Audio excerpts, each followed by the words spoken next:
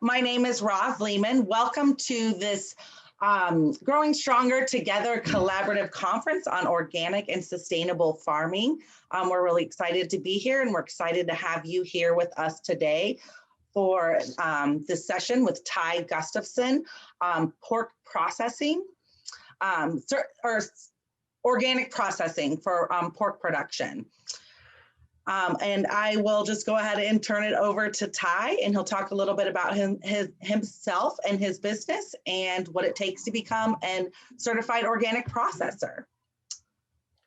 Thanks, Roz. Yep, as you mentioned, my name is Ty Gustafson. My wife Bobby and I started our business about 8 years ago. We are a small meat processor in central Iowa. We are officially inspected. And there's different, depending on the state that you're in, there's different levels of inspection and options and sizes of processing plants. But today I'll go through our experience in relation to the organic and some of the related things that go along with that. Our business, when we first started, we canvassed the market to find what was needed. Inspected processing was certainly one of those things. About a year ago, we went down the path of becoming organically certified. Along with that, the state of Iowa implemented the Cooperative Interstate Shipment Program, which elevates plants that are interested in that from state inspection to federal inspection. So along with that, we had some things to step through to keep our organic certification current and the labeling and everything that we have to do for those type of claims correct. So, but we've been experiencing a crazy year since the pandemic. Meat processing has certainly been a very popular thing from a small scale.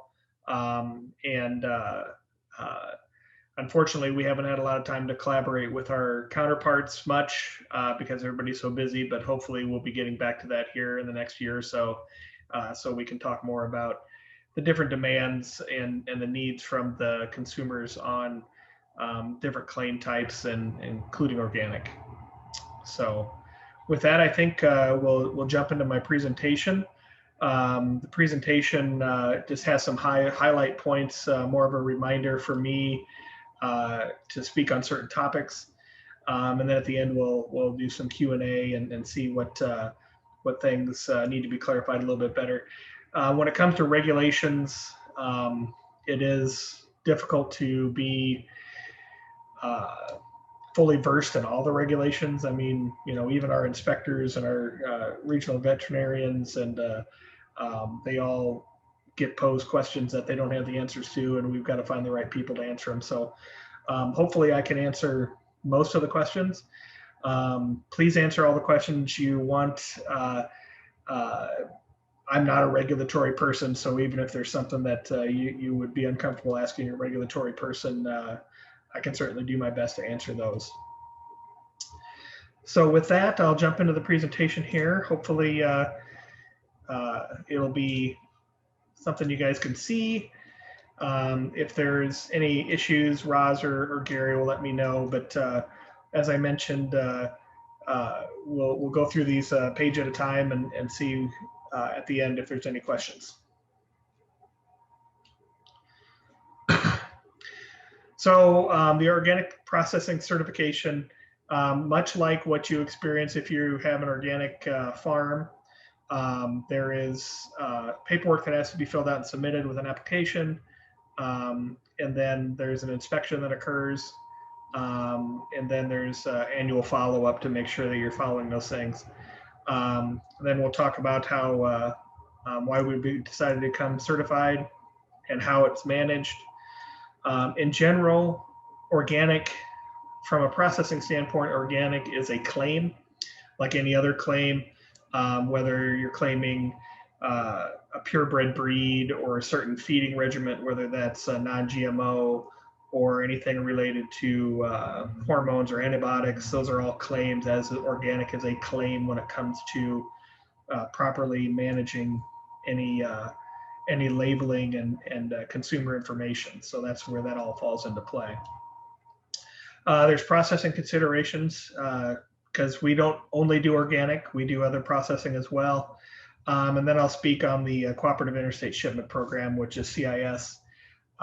There's a few more states coming on board with that, and it looks to be a really good solution for growers that are looking to expand their market and not have to jump too big. They can kind of grow slowly and see how that grows for them.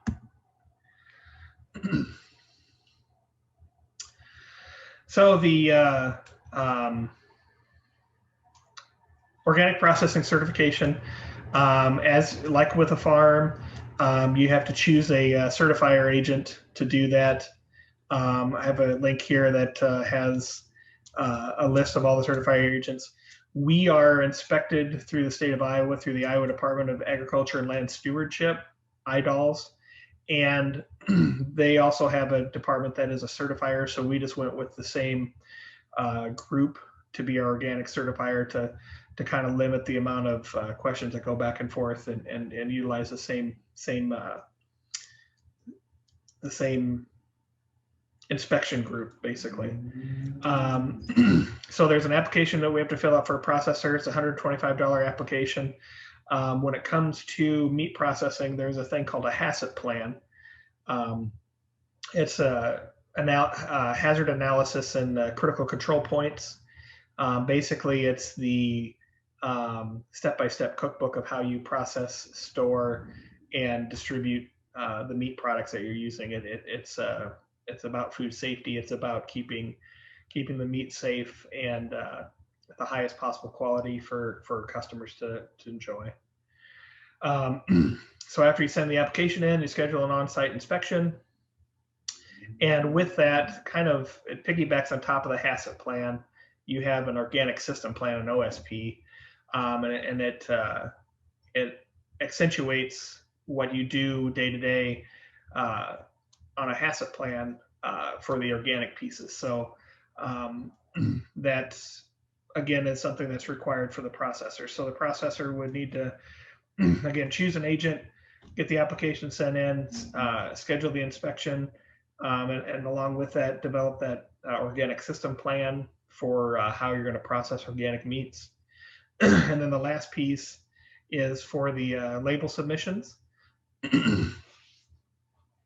And those labels have to be approved not only by whoever the meat inspection group is, but also the organic certifier agent, to make sure that from a claims perspective, everyone's happy with how everything's getting listed and that things are truly organic, like they're labeled.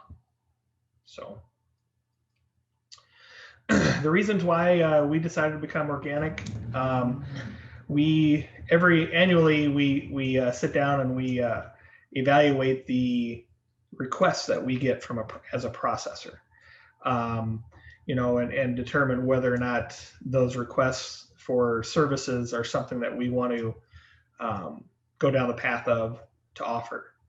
Organic was one of those that we had a lot of requests for, and determined that after investigating it, that the process of becoming an organic certified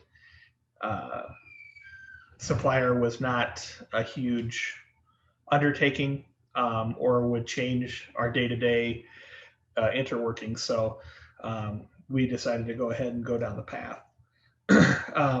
So with the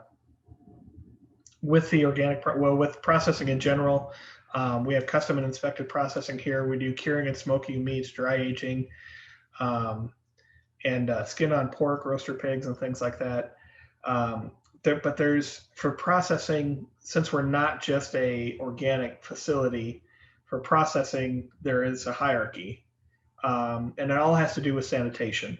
So if as you see in my list here, if you were to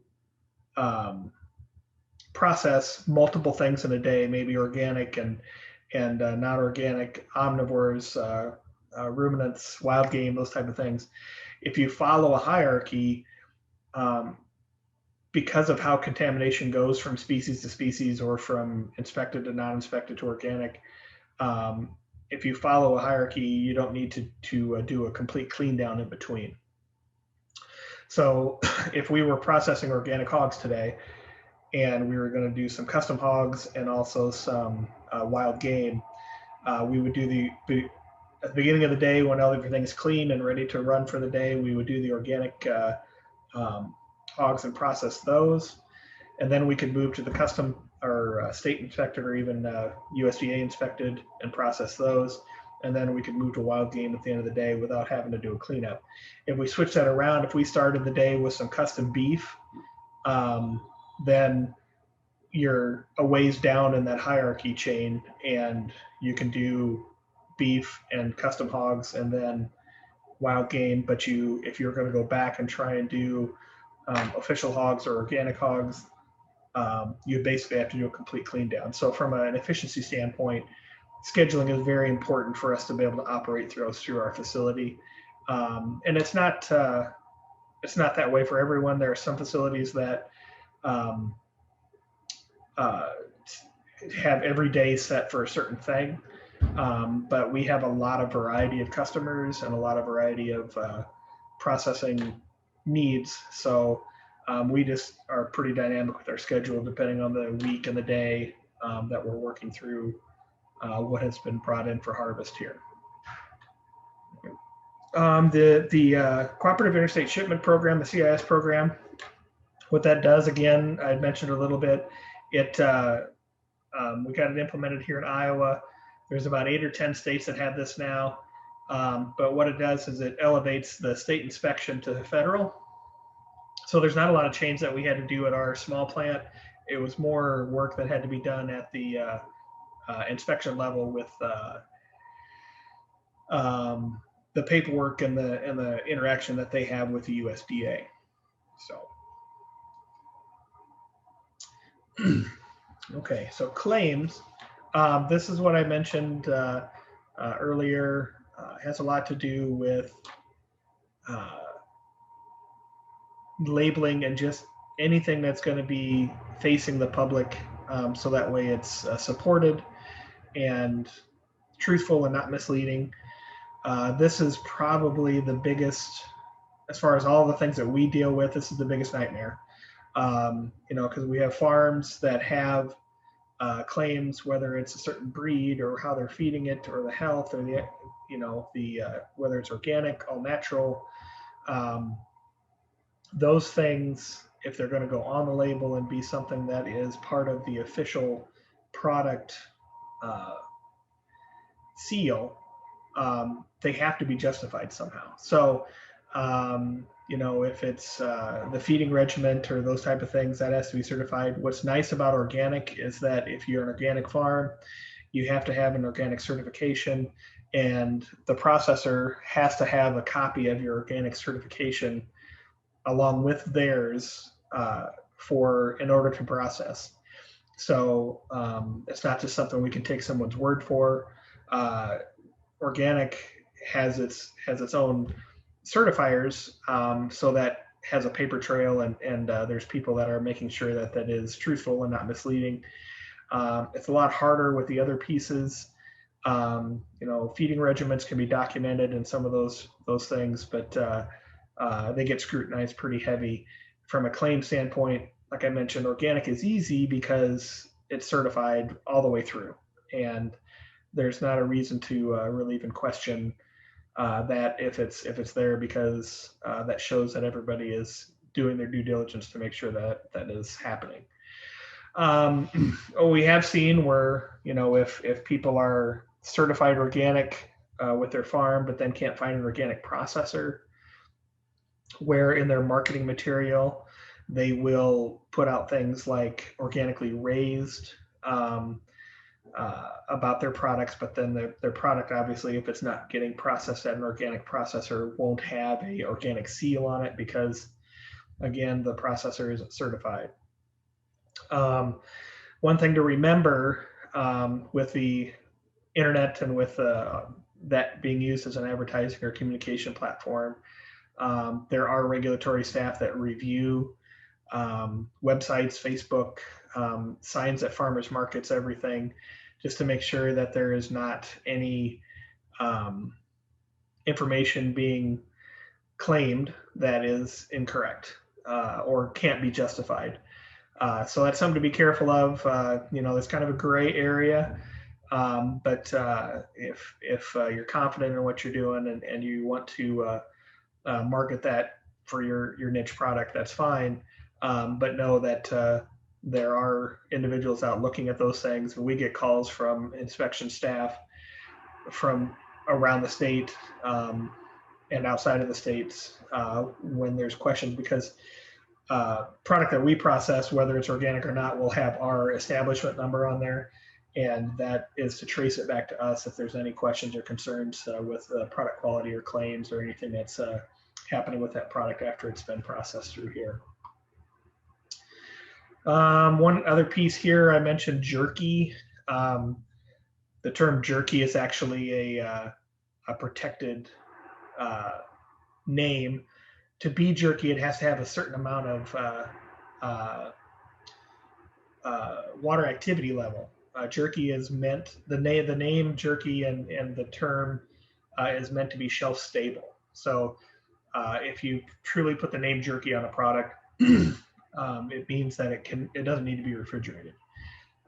If it does need to be refrigerated, they call it cured and smoked beef strips instead of jerky. But then they allow you to put a label on the shelf that says it's jerky, even though the package says smoked and cured beef strips. So again, there's very specific products or claims that you're wanting to utilize. It's better to ask for permission than ask for forgiveness, because a lot of times they just are, the inspection staff and compliance is dealing with a lot of these, and they would much rather walk you through the correct process initially than have to figure out whether or not they need to recall your product or have any other kind of penalties involved. So when it comes to any kind of claims, it is absolutely the best option to ask for permission and forgiveness. So that's just my experience from what I've seen and from what I've heard from other growers and processors. The processing considerations, like I mentioned, we're just a small processor in central Iowa. There's a wide variety of processors around the country, and not all processors are the same. Some of them have different specialities, different business goals. If you have some processors you work with and you want them to do something like maybe be certified organic or to make a certain product or whatever, work cooperatively with them. Talk to them, discuss what you are looking to do, some of those things, because it would be hard for them to just add something on the fly because of all the regulations that we have to follow in relation to ingredient and recipe approvals, label approvals, claims, all those things. The more of that a processor has to do, the less time they have to process, and it's a business, and there's a lot of non-value added activity that somehow needs to get paid for because there's people doing the work. So those are things that I'd recommend, is if there's anything you want to do, and those things are great as far as products or business lines or things you want to get into. Just work with your processor, and if they're receptive and working to partner with you, great. If not, maybe find another one and see if they are, because like I said, not every processor has the same goals as the other processors, or even as you do. There's different inspection levels. There's custom exempt, which would be if you were to sell a half or a quarter of a carcass to an individual. They see inspection every 3 months. So it's a lot less paperwork, and they can do what we call freezer meat a lot easier for individuals. Then there's state inspected. So just straight state inspected like we were means that anything that was officially inspected by our inspectors for resale can be sold in the state of Iowa, but not outside the state of Iowa. And there's actually a gray area on whether or not it can be shipped to a customer outside of the state of Iowa. But really, it can't enter a retail market, whether that's restaurant or grocery or farmer's market outside of the state of Iowa. That's where the CIS program comes into play. You can either become a USDA inspected facility, which is hard for a small plant to do because of the demand on the USDA at the larger facilities. So the CIS program actually allows you to be a small processor and still provide a USDA seal, so that way customers that want to resell their product outside of the state, say if you live near the border of a state, or if you're doing a lot of online sales and shipping, that would allow you to do that without any concern of any kind of compliance issue.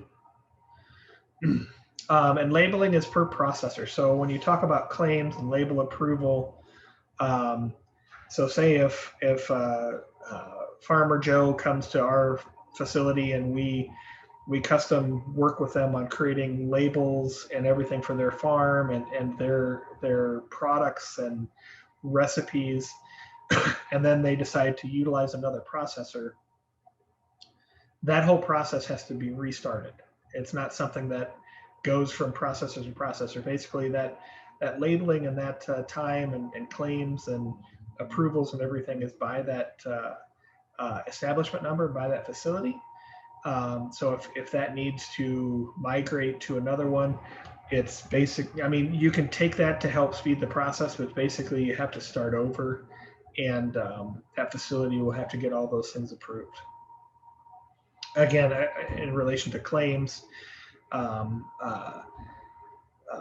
feeding, breed, environment, organic, all of that, and also any kind of specialty products that might be specific to that farm. If it's a certain snack stick or something like that, all of that would need to be redone if you went to a different processor. So again, partnering with your processor is important because they may or may not have similar goals to what you see in your future for what they're doing. The one piece I have here at the bottom is, oops, I went too fast. Food safety is ultimately the priority. So that's why the regulations exist. That's why the claims are there. It's important for the facility. It's for transportation and storage on the farm. You know, inspection staff and the compliance and everything, it's just wanting to make sure that the food chain is safe. Because if someone gets sick from a product that was produced at a facility for a farm, that's a surefire way to lose a lot of business and get a lot of press that is not good. So it seems like a pain sometimes, but ultimately it is for everyone's own protection to make sure that no one gets sick from product that was made incorrectly or maybe not stored at the right temperature, those type of things. And that way everybody can have a good business and it all keeps people happy and healthy. So,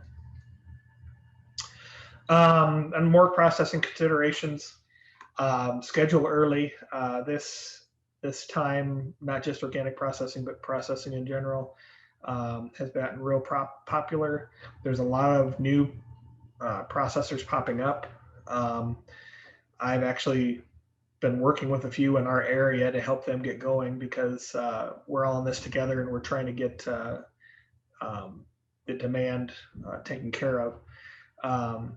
And consider the time of year. If you're managing your herd and trying to figure out, okay, well, when is the best time maybe to have animals market ready? At least here in Iowa and in the north central area of the country, spring is typically the slow season. Not right now, but I'm sure it'll come back to being a little bit lighter in the spring again, because a lot of people don't have animals that are market ready coming out of winter. And that's why coming into fall and into the end of the year is so incredibly busy. That is, you know, if you have animals ready, you can get them processed at that time, and then know what your cold storage solution is for the things that you had processed for maybe when they're ready for the markets. You can, and when speaking to different markets from processing, there's people that have a wholesale market focus or retail market focus. For if you're doing a larger volume, keeping it simple is very important, because there is a plethora of different cuts and cut types and everything from different animals, whether that's pork or beef or lamb or goat. And, trying to guess what the market wants is hard. If you can take pre-orders, that's great. That way, what you need to get processed from that animal. But have different market focus if possible, whether that's wholesale where you're selling to a grocery store and then they're selling it, or if you're doing farmers market or you have your own market that you're selling in. Just initially, until you build that product base and that customer base, keeping it simple is what we've found to be the best for the farms that we've worked with. And find a market for all the animal. You didn't just raise parts of the animal to be resold. You want us to resell as much of it as you can. So the offal, the heart, tongue, liver, the fat, the blood, all of those things. There's markets out there for them. It's just that you need to find them, and the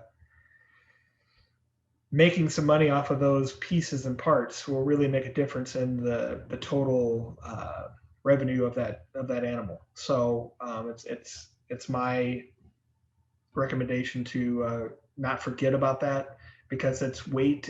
You're paying for that to be processed, and you raised it and fed all of it, not just the certain cuts.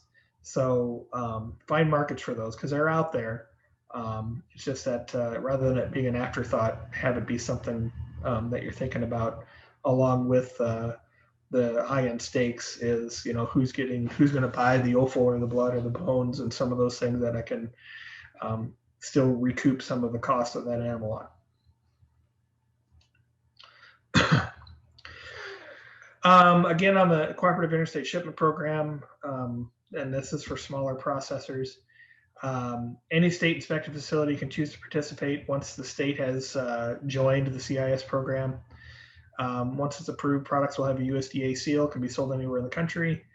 Iowa plants, my presentation is a little old here, I apologize, are already online. And 27 states have inspection programs, state inspection programs. The other ones are USDA only. And the ones that have participated now, they're Indiana, Maine, Missouri, North Dakota, Ohio, Wisconsin.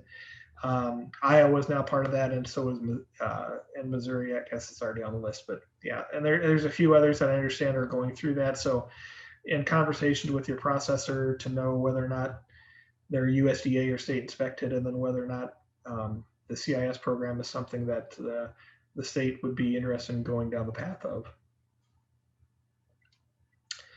With that, I know I kind of flew through the presentations, but there's so many intricacies to cover from a processing standpoint. I just wanted to touch on the high pieces there, and then see what questions and things I can answer for individuals that are looking to expand their organic processing and their organic product distribution or raising of certified organic animals. So Roz and Gary, I don't know if you guys want to step in, and I'll stop sharing my screen there and see what we can do as far as answering questions. Hi, Ty. Thank you very much for providing that information and that thorough presentation. Like Ty said, we definitely encourage to ask questions that relate to your specific situation or just in general on how to maybe work with some processors moving forward. I do have a couple questions from Gary, and I'm going to... There have been other certified organic lockers like Edgewood in East Central Iowa. They stopped, he thinks. And so are there others like you in Iowa? Are you the only one? doing organic and or small scale processing? I am not sure. Like I said, we haven't had a chance to, as organizations, the Iowa meat processors or even the American meat processors, to get together in the last year. Um, I know Edgewood has done it in the past, and so has Elma in Northeast, but I don't believe they are now. And I don't know of any others currently that are organic certified. But that's just what I know of because I haven't had a chance to meet with other processors. And as far as small processors, like I mentioned, there's a lot of them that are very busy, and then there's a lot of new ones that are starting up as well. And if you're having troubles, you can go out to whatever state you're in. If it's in Iowa, you can go out to the Iowa Department of Agriculture and Land Stewardship's website, and they have a listing of all the licensed facilities. And your local facility might even know of others that are coming up and coming online soon. So those are all things to consider. And more specifically, along those lines, mid-sized processors, so several hundred a day, anything happening around a little bit scaled up? Not that I've heard of in Iowa. I know in the states that are USDA inspected only, like Nebraska, there's a lot of small to mid-sized facilities that are doing that quantity for that aren't owned by like Tyson or the large companies that are doing some of that. But nothing specifically that I know of in Iowa currently. Okay. It seems like so far those are the only two questions that have came in. Are there others out there that have some additional questions that we can share with Ty, or something that Gary and I might be able to answer relating to processing options in Iowa? This is Gary. Can you hear me okay? Yeah. Okay, I have a couple more questions, and I'm not seeing a lot from the attendees, but what's occurred during COVID is a demand for local processing that kind of skyrocketed, and people have been pushed out quite a ways in terms of being able to get into a locker and get processing done. And so my question is more like, what are the top issues that lockers face if they are thinking about expanding, if they're thinking about trying to build their capacity to do more? Because I don't know how far out are you booked? I mean, I don't know. There's a question about capacity and building more capacity to be able to do more of this kind of stuff. And so what are the issues? How far out are you, and how can we address this stuff? Well, we are booked out through the end of this year. And I have a list. We haven't started booking 2022 yet, but I have a list of that's as long as my arm, and I'm guessing that once we get through that list of existing customers that have been with us since we opened and get them all booked, that there won't be much left for 2022 either. But the challenge that exists for expansion and those type of things are some of what every business experiences. The first one being staffing. You can double your facility, but you got to find people that can do the work or are willing to do the work. And honestly, this isn't glamorous. Most of us are farm related people and understand the process and the food chain existence that we're in. But the other piece is because of regulations and things that are around food safety. Processing facilities are expensive, from sanitation to stainless steel product to the rail system, the heavy equipment for dealing with large animals like beef, and then all the associated pieces that go with it. So yeah, the demand has exploded for sure, and I know all of us are doing. We have expanded where we could inside of our four walls. And the volume that we're working through, and I don't see it really going back anytime real soon. Through this process, I think a lot of people, because restaurants are closed, they've been cooking at home more. Along with people getting freezer meat, it was hard to buy freezers. There was so many people buying freezers for their Yeah. homes. And people have changed their habits. They say it takes like 90 days to change your habits, and we've been locked down for longer than that. So people are used to buying quarter beef or half a hog, putting it in their freezer and having that not be a worry when they go to the grocery store then, because they've got what they want, and they're realizing what the quality difference is, and how nice it is just to have that readily accessible for them to utilize for home. So most everybody that we process for, if they bring me 30 beef a year, they're already planning on 40 beef for next year. So it's a challenge. There's some new processors coming online. Most of them that I've seen in Iowa here are just custom. They're not exempt inspected. So the official inspected products and things like that, selling it by the cut or things like that, may be a hard thing to get done.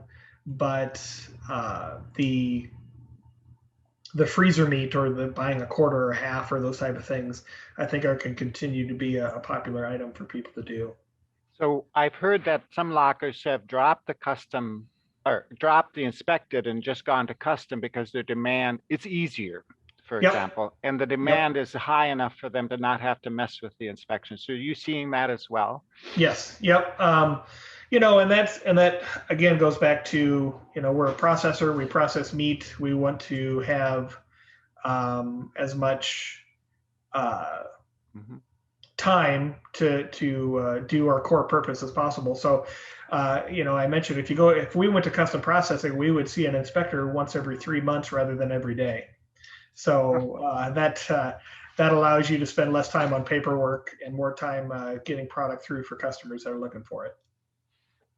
And where is the labor pool coming from? Is there a need for a community college to work in that area of meat process? I don't know where the labor pool comes from. Yeah, right now all the training really for this level of processing comes as on-the-job training. They even at some culinary schools, they don't even offer meat cutting classes, because everything's in box meat that they get at restaurants and things like that now. So it's all already pre-cut, or at least broken down to the primal pieces that aren't that hard to finish. I know Iowa State University, we work with the ISU Meat Laboratory. They are developing some meat cutting classes, some workshops and things like that. So that way people coming out of the university with a meat science degree don't just become meat scientists. They can potentially be a small processing or small business owner in that realm, which is pretty great. We're doing everything we can to help them with that. They have a wonderful facility there at Iowa State, so that's wonderful. Yep. I'm going to just pump you through more questions here, because I don't know what else to do. No, that's great. I'm getting mine answered anyway. We did a webinar with Iowa Organic Association with a producer from East Central Iowa that was talking about their organic production systems, and he mentioned he was doing organic hogs. But he wasn't going through an organic processor because he was selling them directly to consumers, sort of like that. But he made a comment that I don't know it's true or not, but he said that lockers could use a producer's certificate, certified organic certificate, to do the processing for them. Does that make any sense to you at all? Now, it's a completely different certification. Yeah. As a service provider, you have to be certified in that as well, because they're, what they look for when they come in and do an inspection at a processing facility. They're looking at the chemicals that you're using for cleaning. They're looking at separation of product to make sure that there's no cross contamination from something that's organic or not organic. So no, you can't use the farm certificate. I didn't think he was right. So we do have more time, and actually quite a bit of time. I'm looking over here at the presenter framework and not seeing any more questions from them. That just means I did a really good job, I guess.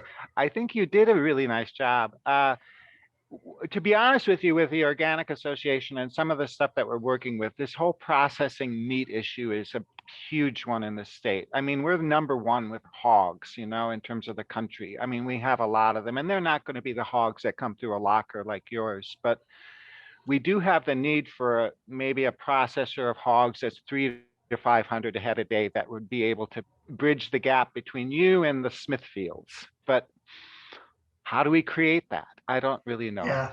You know, I've heard of and seen some of that go on since we've been in the business. And it has been a cooperative type deal with the producers. Yeah. You know, if you want that, you're gonna have to build it.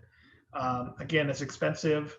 And for some individual that's not involved in the growing side, just to do that and expect the customer base to be there and then it's not would be really hard. That's where it's almost something that the producer has to have a part of to ensure that there's not only supply, but then that demand is there too, as far as where it needs to end up. There's that volume and that size, you know, because if you're, you know, like today, you know, we'll do 10 pigs in a day. If you take that and you want to do 100, you know, so that's 10 times, that's 10 times everything. And I can tell you, like our facility, when we built our facility, which is a 4,500 square foot facility, and we handle 10 hogs a day, that costs today is about 1.5 million. So if you take that times 10, so someone has to be able to finance a $15 million facility to process 100 hogs a day. And be able to turn that revenue and to employ, you know, right now we have 9 employees, so then you'd have to have 90 employees, or, you know, so everything's times 10. That gets pretty challenging in that realm. You know, the large companies have plenty of volume, plenty of business and all that. And the small ones do. It's that middle range, I agree, is difficult to try and figure out how to make it work for a business plan. Is there any way that we can think about state support for those kind of facilities? I mean, because you can't just figure out how to get $15 million put together a plant. I mean, yeah, there's a lot of legislation right now, both state and federal, different bills and different legislators that are working on things. For sure. Yeah. I don't know what will formulate. I get emails and communications from FSIS and from the different organizations we're a part of all the time that this bill is going through or this is what's being proposed. Because yeah, you know, just starting up, having the capital to start up a $15 million meat facility is not something. I mean, somebody else would rather spend $15 million on a car dealership than they would on a meat facility, even though the demand is there. Yeah, it seems as though if the demand is there, it should be able to be done, but it's intimidating. Yeah, because I mean, it's a fickle market, you know, when it comes to food, and it's not something that everybody wants to dive into. And there have been failures in the past as well, so that's always a caution. Yep. Maybe we'll get it figured out, Ty. I don't know. Because there's a lot of, I mean, people that can't get their meat animals processed for a year are in big trouble. So absolutely. Yeah. And that's, you know, the demand is certainly going to be there. The population isn't getting smaller. You know, from our perspective, since we're a niche processor and work with niche growers, we like to use the term eat better, less. So, you know, get better quality meat and proteins and the sizes that they recommend, and not the volume. So do you have a sense, I'm just filling in space here because I'm interested in some things. Do you have a sense of how many lockers there are in the state and then how many are the custom versus, I mean, I'm talking lockers. Yeah. Yeah, I don't have it off the top of my head. I know that's on the listing on the Iowa Department of Agriculture Yeah. Land Stewardship's website. As soon as one gets licensed, they get added to that list. Yeah. So Okay. I'm not sure exactly what the quantity is right now. Yeah. Yeah. There seem to be fewer than there used to be. I know that. Oh yeah, yeah, it's gone down a lot in the last 20 years for sure. Well, and I used the one Midwest Pack over here in Nevada to do some custom processing, and I remember going to him on a Saturday morning to go pick up my meat, and he had been there since 4, and he works almost 7 days a week, and he's so busy, and I said, well, why don't you just raise your prices, and then you'll make more money and get less demand? But is that a potential? I mean, he didn't seem to want to raise his prices, and my solution was make more money with less product. But yeah, and that's the hard part, because all of us that are doing this type of work, we kind of feel like we're part of the food chain and working with the farmers and everything. And yeah, I mean, you can raise your prices, but then you got people who don't want to pay that any longer or feel that's too high, and then they stop raising things, and then you kind of feel like you've let down the entire system because you had to do what you needed to do to survive. But then there's people that aren't willing to do that, so it is difficult. Yeah. Well, he didn't change how he did it. State Center does a really nice job. There's great lockers out there. You bet. And I've heard about a facility that is actually a poultry processing plant up in Mitchell County that's going to be coming back online. Do you know that at all? I know it's been there, and I know we recently lost a poultry processing in southern Iowa that we had down at Bloomfield. Right. And we had another poultry processor that went custom, built a new facility and went official. And now went back to custom because the demand was so high. They didn't want to deal with the official piece of it. Where is that one at? Missouri Valley. Oh, yeah. Duncombe's Meat and Poultry. Okay. The poultry seems to be really hard to find good process. You got to go to either Green or I don't even know. There's not very many. Yeah, Green or out of state. Either Martsons or out of state. And the problem is that the smaller the animal, from a processing standpoint, the more labor. So, there's actually less labor involved in processing a beef than there is a lamb.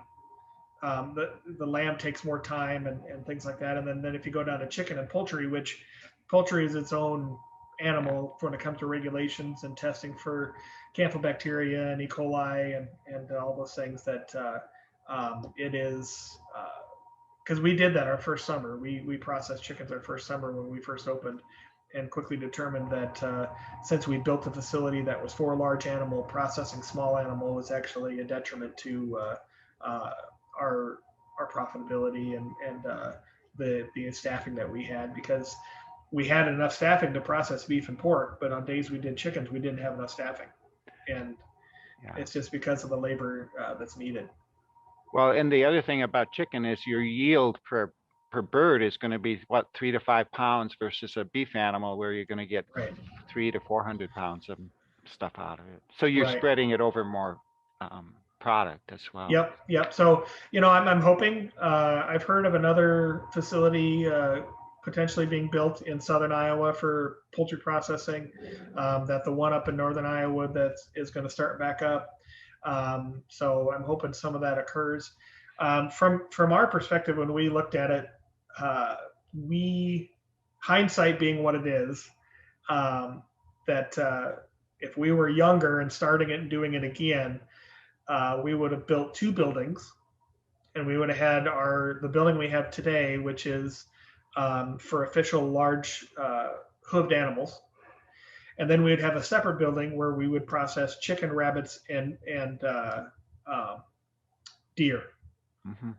Because that building would not need to be near the investment size, because you don't need all the overhead and big equipment for the larger animals. And those 3 species, if you're doing deer in the winter and chickens in the summer and sprinkling rabbits when those are ready, that facility could be busy year round. But trying to incorporate it under the same building, it doesn't make sense. And we're we're not looking to start more. Again, it would be a staffing thing, but if we would have done it initially when we started the whole process about 10 years ago, we probably would have built a different building and used our same license that we have for inspection. And that license allows you to have two separate facilities. Yeah, yeah. Hindsight, huh? Yeah. The Iowa Meat Processors Association, you're on the board of that. I mean, that's are they trying to figure stuff out like this as well? I mean, I don't really know what they do. Yeah, when we have our annual conference and our regular meetings, we try and bring up topics and have speakers come in on different things.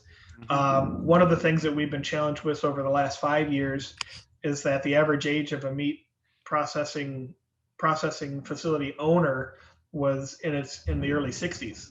I mean, it's kind of like farming. It's an older demographic. So what we focused on for the last 4 or 5 years is transition planning, trying to find younger people to come into that market and to buy their facility, or hand it off in a certain way to make it so that way they don't have to continue to work until they can't work anymore, or we get some young blood into this process too. So that's been a big challenge, but sprinkled in that all the time is we review regulations. We talk about, demand and facilities and we have a new member gathering. So that way we talk to new people about what they're doing and try and help them along. Cause like I mentioned, the demand right now certainly exceeds the supply, and whatever we can do to help people get going is great.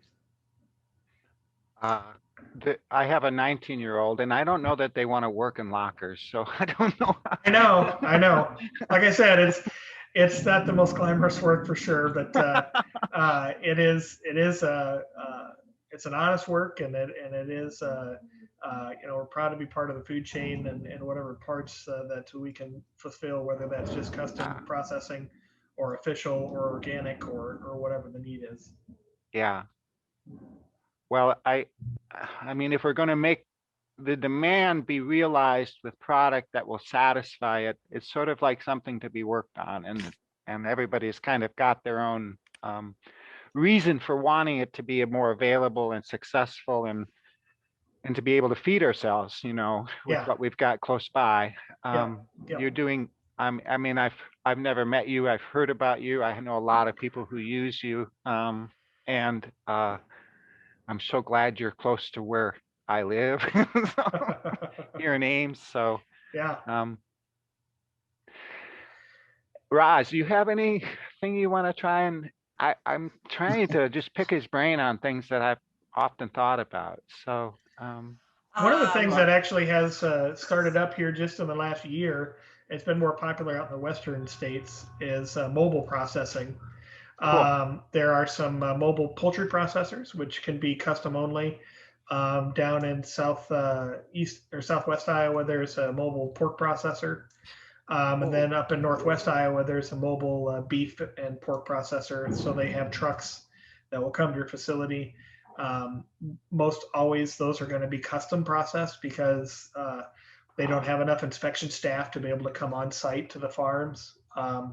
But that's something that has actually, we've talked about it and thought about it, but with our facility, we keep busy enough in the four walls that going out isn't something we need to do, but there is that demand out there, and it has started in the last year here in Iowa.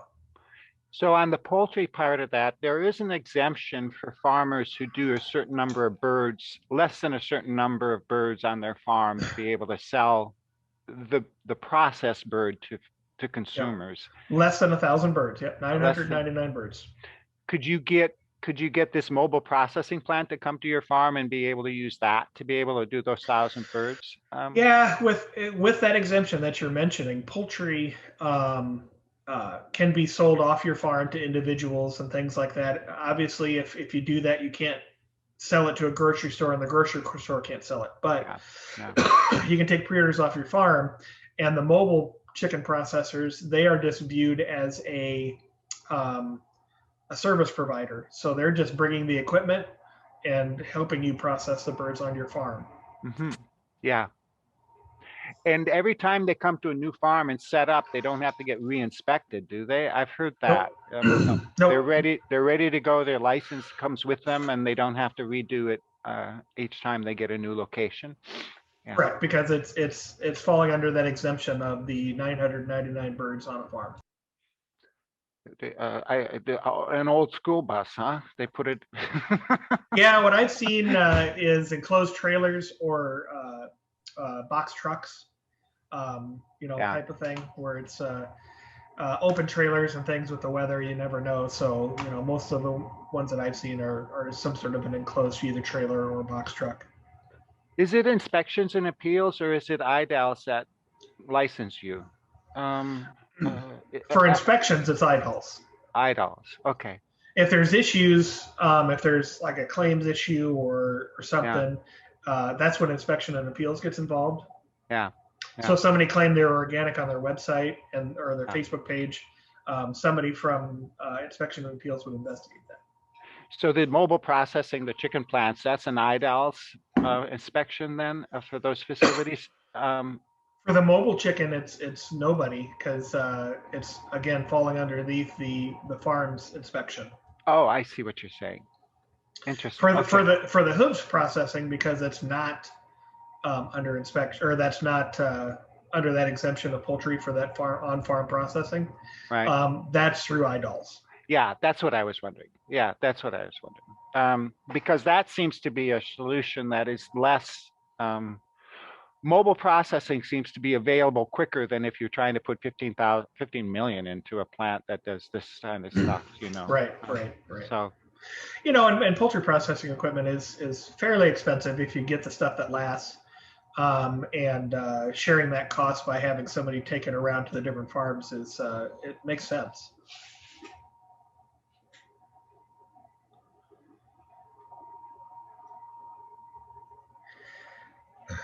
The challenge with the mobile processing on chickens, when they come to your farm, if they process 200 chickens, is that you need to have space to chill those 200 chickens. They have to be refrigerated or frozen or something, and that is hard for a farm to have that many either freezers or that capability around, because typically that processing occurs in the summertime. I've lost your audio there, Gary. I can't hear you. Nope. Nope, I can't hear you either. Uh-oh. We lost Gary. We lost Gary. Not sure why. We got video but no audio. Yeah. You're good. Okay. Since we don't have any more questions, Gary, way to fill up some space and and make a great conversation with Ty. I sure learned a lot, and hopefully, if any of you are hanging on out there, you did as well. We are going to go ahead and wrap up. If there are no other questions, we'll give you a really quick shot. It doesn't look like we have any other questions at this point.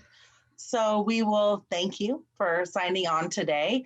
I'm going to go ahead and share a closing screen for the conference. But other than that, thanks, Ty, and thanks, Gary, for being here today. And I hope you look forward to more sessions of this 5-in-1 virtual conference. So have a great day, you guys. All right. Thanks, Roz. Thanks, Gary. Thanks, everybody.